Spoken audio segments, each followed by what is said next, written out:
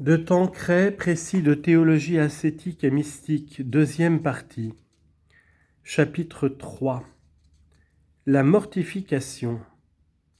La mortification contribue, comme la pénitence, à nous purifier des fautes passées, mais son but principal est de nous prémunir contre celles du présent et de l'avenir, en diminuant l'amour du plaisir, source de nos péchés. Nous allons donc expliquer sa nature, sa nécessité et sa pratique. Plan général, nature, ses divers noms, sa définition, nécessité pour le salut, pour la perfection, pratique, principes généraux, mortification des sens extérieurs, mortification des sens intérieurs, mortification des passions, mortification des facultés supérieures. Article 1. Nature de la mortification. Après avoir expliqué les mots bibliques et modernes qui désignent la mortification, nous en donnerons la définition. Les expressions bibliques pour désigner la mortification. Nous trouvons 7 expressions principales dans nos livres saints pour désigner la mortification sous ses différents aspects. Premièrement, le mot renoncement.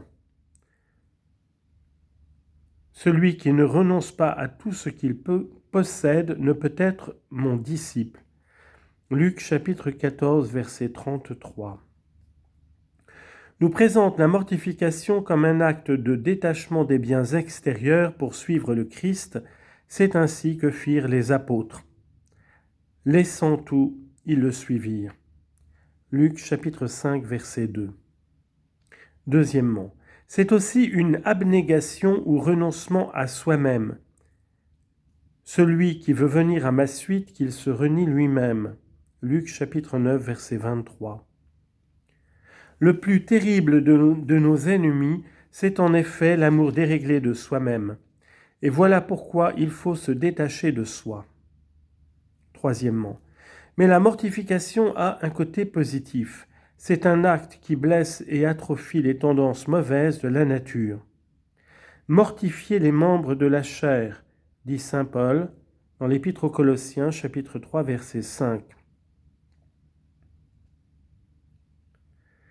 Et si par l'esprit vous mortifiez les œuvres de la chair, vous vivrez. Romains chapitre 8, verset 13. Quatrièmement, bien plus, c'est un crucifiement de la chair et de ses convoitises, par lequel nous clouons, pour ainsi dire, nos facultés à la loi évangélique en les appliquant à la prière, au travail, etc. Ceux qui sont au Christ ont crucifié la chair avec ses vices et ses convoitises. Galates chapitre 5, verset 24. Cinquièmement, ce crucifiement, quand il persévère, produit une sorte de mort et d'ensevelissement par lequel nous semblons mourir complètement à nous-mêmes et nous ensevelir avec Jésus-Christ pour vivre avec lui d'une vie nouvelle. Vous êtes morts et votre vie est désormais cachée avec le Christ en Dieu. Colossiens chapitre 3, verset 3.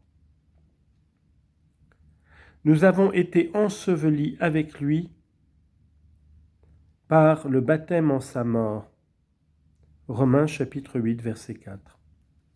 Sixièmement, pour exprimer cette mort spirituelle, saint Paul se sert d'une autre expression, comme après le baptême, il y a en nous 2 hommes, le vieil homme qui demeure ou la triple concupiscence et l'homme nouveau ou l'homme régénéré. Il déclare que nous devons nous dépouiller du vieil homme pour revêtir le nouveau.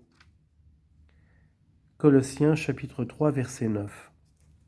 Et comme ceci ne se fait pas sans combattre, il déclare que la vie est un combat.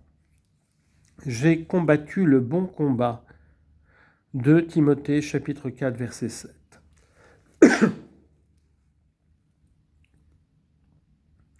Que les chrétiens sont des lutteurs ou des athlètes qui châtient leur corps et le réduisent en servitude. De toutes ces expressions et d'autres analogues, il résulte que la mortification comprend un double élément, l'un négatif, le détachement, le renoncement, le dépouillement, et l'autre positif, la lutte contre les mauvaises tendances, l'effort pour les mortifier ou les atrophier. Le crucifiement, la mort, le crucifiement de la chair du vieil homme et de ses convoitises afin de vivre de la vie du Christ. Les expressions modernes. Aujourd'hui, on aime à employer des expressions adoucies qui indiquent le but à atteindre plutôt que l'effort à s'imposer. On dit qu'il faut se réformer soi-même, se gouverner soi-même, faire l'éducation de la volonté, orienter son âme vers Dieu. Ces expressions sont justes pourvu qu'on sache montrer qu'on ne peut se réformer et se gouverner qu'en combattant et mortifiant les mauvaises tendances qui sont en nous.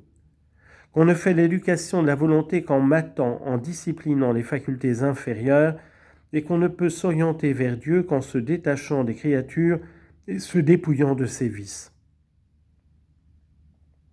En d'autres termes, il faut savoir, comme le fait la Sainte Écriture, réunir les deux aspects de la mortification, montrer le but pour consoler, mais ne pas dissimuler l'effort nécessaire pour l'atteindre. Définition. On peut donc définir la mortification, la lutte contre les inclinations mauvaises pour les soumettre à la volonté et celle-ci à Dieu.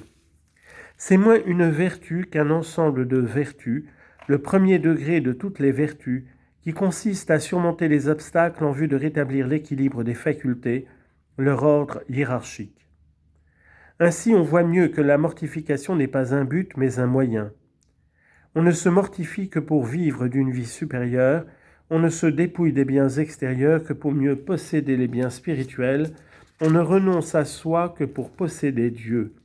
On ne lutte que pour jouir de la paix, on ne meurt à soi que pour vivre de la vie du Christ, de la vie de Dieu.